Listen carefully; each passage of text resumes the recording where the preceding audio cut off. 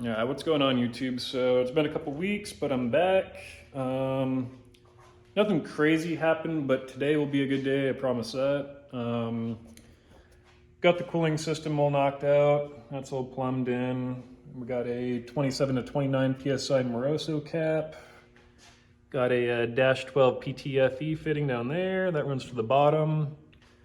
As for that, I'll just have to throw a little hose on and that'll dump down the excess pressure. Headers are fully bolted on. I got that merged to a wide pipe, which will go into a 3.5-inch single all the way back. Everything's wired up. I got oil topped off into it. It's like 7 quarts, might take a little bit more because this thing was bone dry.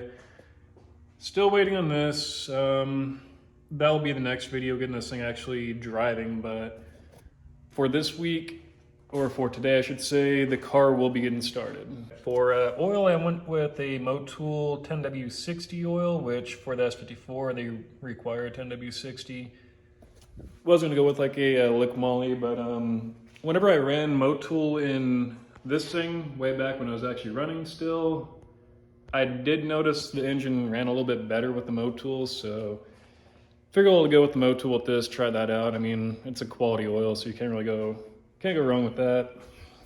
All right, so before I get the tune flashed on the DME, I'm gonna have to put a coolant in. I don't have to, but I mean, might as well get all the fluids in. So I got a brand new BMW coolant, some distilled water, and gonna add a bottle of this into it since I do live in Arizona, and try to keep this thing in temp, nice and running cool. So be doing a coolant, and I will also be putting in, got like 3 gallons of gas since this thing is bone dry. Fresh 91s going in. I wish I had 93, but living on the West Coast, you're limited to 91, so get that going. Got the old school tuning laptop hooked up. That's ready to go. Already have the software downloaded that. Got the K-CAN cable, that's somewhere over there, but that'll hook up to the computer, to the USB 2 port.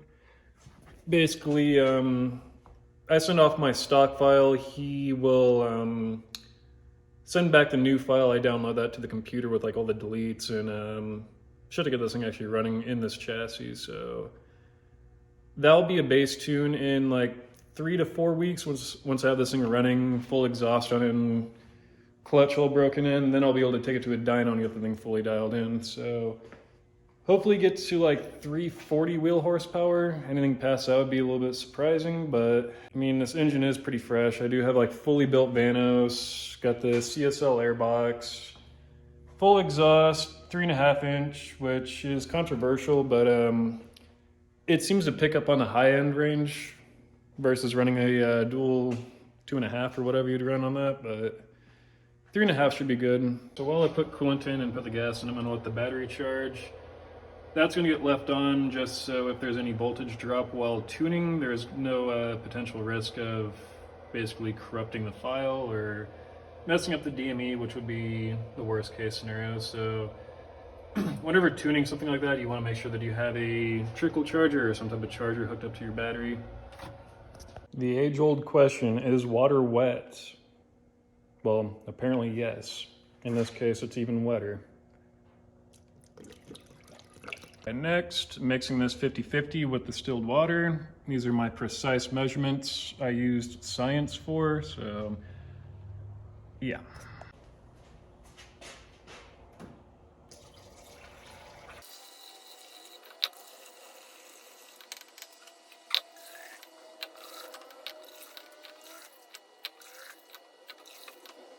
Alright, so the only downside of running this Hot Boy expansion tank that I spent about 40 bucks off Amazon on is you don't have a sight gauge, or you don't really know where the level is until you pull the cap off. So I'm letting it chill around halfway for now.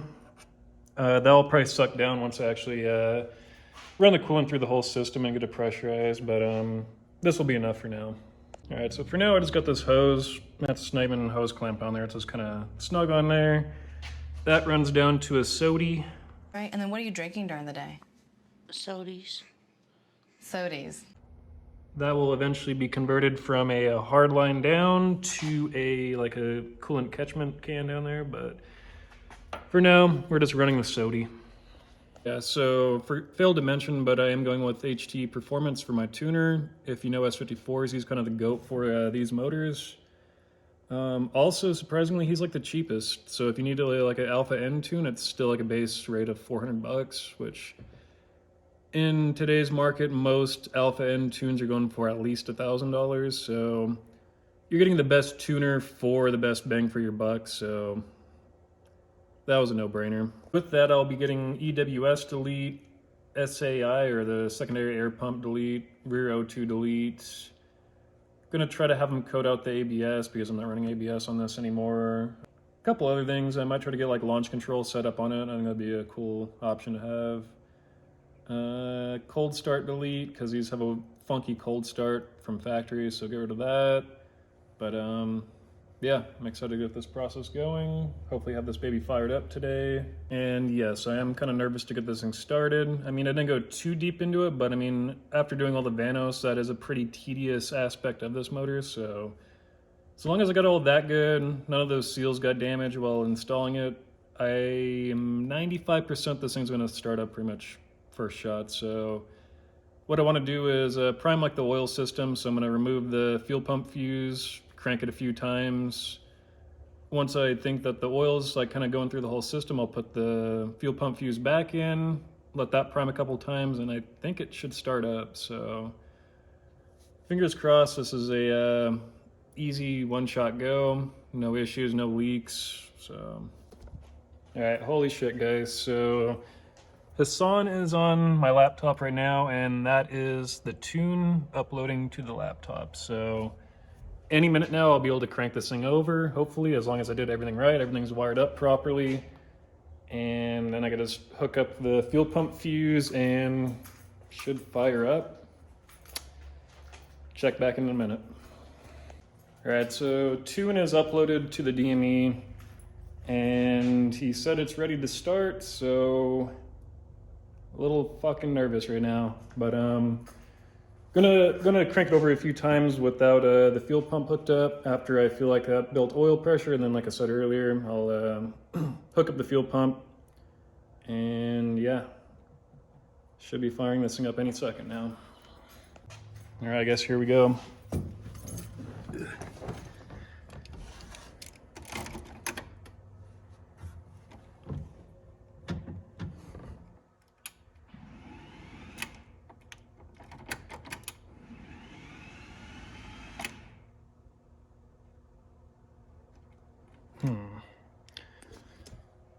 So something's up.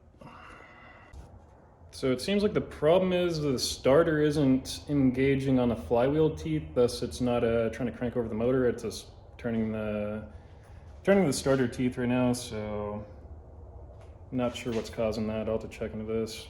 All right, so pulled the starter out, made sure that it's extracting out, which it does. So I had both of these black wires connected to the top post and there is nothing on the bottom. So I'm hoping I just need to add this one to the bottom and then it should push out and crank. All right, so I got it to be able to crank. And my issue was that bottom black wire, connected it to that post. And then I have one connected to the top. The terminal on the right-hand side, that's all your power. And yeah, I cranked it over a couple times. I'll show you right now. Still gotta throw in the fuel pump fuse, but for now it cranks. And oil pressure should be good enough where I could hook up fuel now.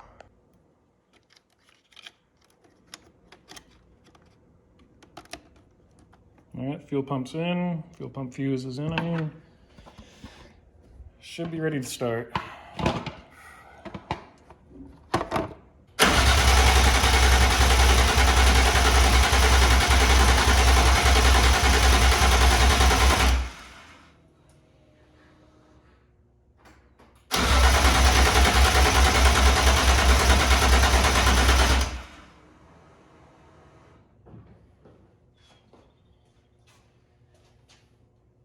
No leaks.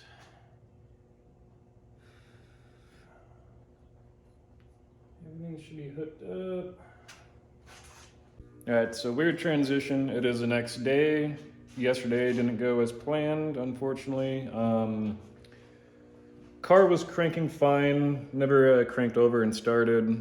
After a while, the key wasn't, like if I turned the key on, it was just clicking on the starter. It wasn't actually rotating the starter anymore, so not sure what caused that, but today I'm gonna go through like all the wiring, make sure everything's hooked up correctly, all the connections are looking correct, and I think my main issue is this isn't coming on, the throttle actuator. Normally with the key on, that should be like buzzing and shit. And I believe with key on, it goes through like a cycle to make sure throttle bodies are calibrated. And it's not doing any of that. So I think if I solve this issue, it might crank over. But I'm gonna get back into it and hopefully we have this thing running today. Alright, so I'm still having the same issue. The starter is not even trying to crank over the motor right now. All I get is this, which is it's a clicking noise. And so that's gonna lead me to checking, make sure all the grounds are good, make sure everything is good in power, so. All right guys, yet again, it is another day. Didn't plan on this video being like this, obviously. I mean, with the engine swap, with anything this in-depth, you are gonna run into issues, so I expected something to pop up. But got everything boiled down to one issue. I got full electronic function of the throttle body is going, coil pack should be working, fuel rail should be working. I know the fuel pump, that's all priming well, so I have air, fuel, and spark. So my only issue at this point is the starter, which pulled that all apart yesterday, and basically I believe it was a solenoid, and the contact was broken right there, so I don't think this was sending signal to spin the starter anymore. I mean, this starter was the original starter from the 98 M3, so stuff like that does go out. I'm surprised it hasn't went out earlier, but this kind of sucks that the timing of it went out right when the motor was ready to crank over. But got a new solenoid pack on the way. I'm just gonna swap this out instead of spending like 250 bucks on a new starter. This was 50 bucks. Get that swapped over and the thing should crank, so I'll report back once that shows up. I'll get that installed and yeah. So my issue on why the throttle bodies and I wasn't getting power to like pretty much half the motor was because two plugs were unplugged from the engine harness to the adapter harness, and I will put a picture of what plugs I'm talking about right here. All right guys, a few days passed and my solenoid showed up. So here's a brand new unit. A little bit different looking, so I noticed this in the picture when I ordered it, but if you look at this tab, it's a bit different than this. It's horizontal versus vertical on this, so hopefully this will still made up to the little tab on the inside of the starter. And under my speculation, it does not fit, so this is a little tab that needs to hook inside there, and basically the new one does not fit. But shouldn't be too big of a deal. I could just take like a drill bit, open that up a little bit, and make it fit. All right, so open up the tab a little bit, and this now fits, but the only thing I'm kind of tripping on is obviously this one sticks out further than this, so hopefully I don't have to do further modification to make this work. All right, so I just want to point out that it's kind of weird. I have not seen one video or write-up on somebody just swapping out the solenoid pack on their E36, but it was not that hard. I mean, it was 3 8mm nuts on the back, which are held on by these studs. So if you are going to do this, you will have to transfer the studs off the old one, thread it into the back of the body right there, and then your nuts will have that side to thread onto. All right, so I'm sweating bullets right now. Got the starter all hooked up. Got the bottom post, ground strap, all the positives right there. I believe that's just a signal wire to cut it cut it off once it's done spinning, but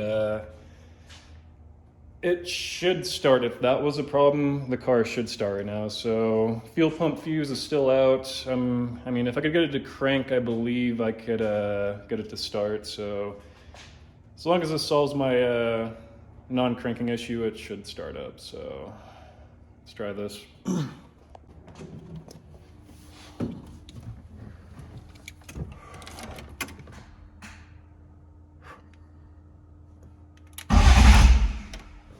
Fixed it. We're good.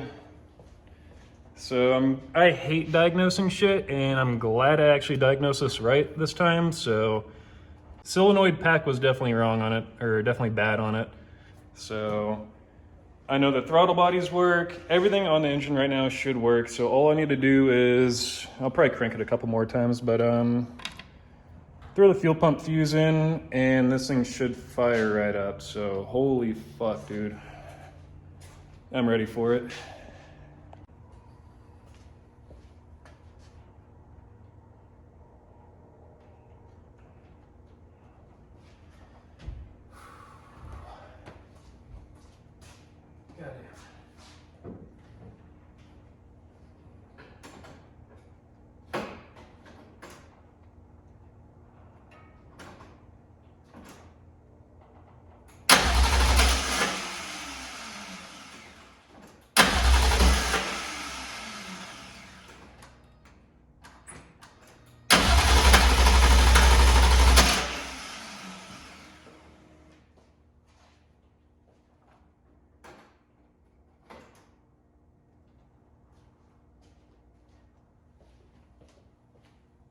All right, so kind of weird, but the fuel pump was not priming with the fuse in, but once I remove it, the fuel pump works. Not sure what that's about.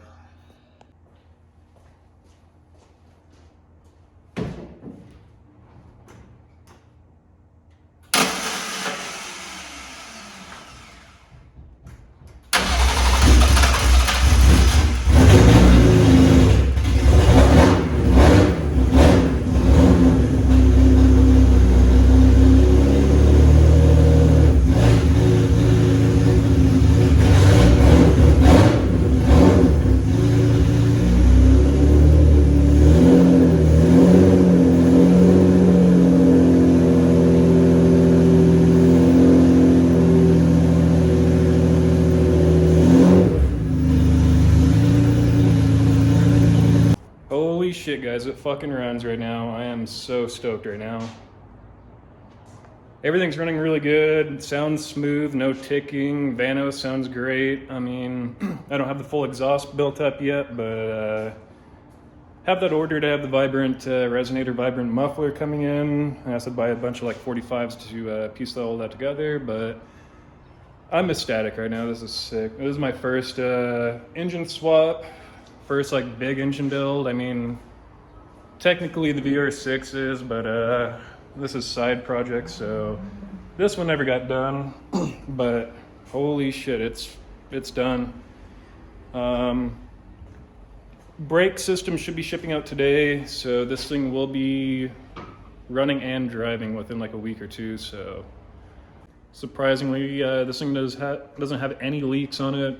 No oil leaks, coolant leaks.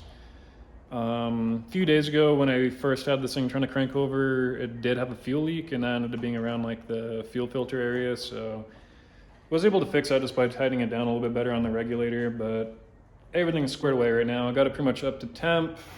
Do have to hook up the radiator fan still. That is, I have the plug right here. The relay runs into here, and basically I just have to add connectors to those two wires, and that will be good to go. This thing did take about 8 quarts of oil, so I'm glad I got 2 of these jugs. Otherwise, I would have been about a quart low. All right, so that's going to conclude this video. I just want to thank every one of you that have followed me on this whole process. I think I'm up to almost 200 subscribers now, so that's big for me. I never thought I'd have that much subscribers, but if you like the content and you're not subscribing, shoot me a subscribe. But yeah, that'll be it for this video. Thanks for watching.